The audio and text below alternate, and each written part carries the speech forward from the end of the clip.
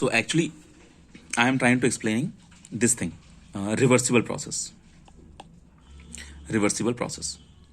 So in reversible process, very easy way to understand how to define reversible process. Suppose you have any system, and other than the system, you are remaining with the surrounding. So this is your local surrounding. You will understand this again by very easy example.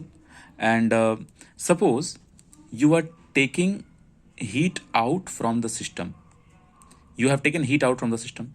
So this is one way. It means what? You have, when you will take the heat out from the system, then state of system will change. Means what? Earlier pressure was P1, volume was V1, density was ρ1, and temperature was T1, enthalpy was H1, entropy was S1. I mean other properties also. So when you will take the height, take the heat out, then for the system these properties will change. Okay. But at the same time, when the heat will come to the surrounding, then local surrounding will also change.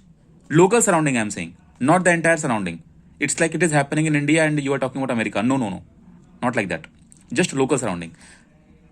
Heat came out. So state was, earlier state was this. Which state? System state I'm talking, not the surrounding state. So state of the system was P1, V1, ρ1, T1, H1, S1. And then you took heat out, then this state changed and became P2, V2, ρ2, T2, H2, S2 and blah blah things. So state changed. Now you want to go to the same state. I mean from this state, you want to go to same state. So for that purpose, if you want to go to the same state, then same amount of heat you have to give to the system. So okay.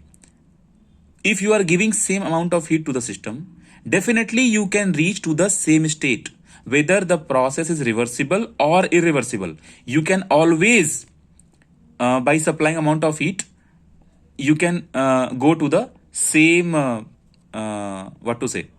same state.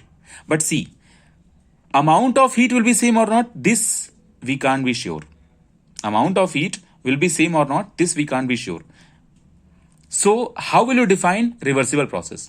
If you want to define reversible process, then this amount of heat must be same. First thing, whatever heat you have taken out, same heat you should go send to the system. Next thing, earlier, what was the condition of surrounding? It should return back to the same condition. Your surrounding should return back to the same condition. Technically, you will say that you should go back to your initial state without leaving any trace on the surrounding. You should not have any change in the surrounding when you are coming back to the same state. If these two are being followed, then your process is reversible. Otherwise, it is irreversible.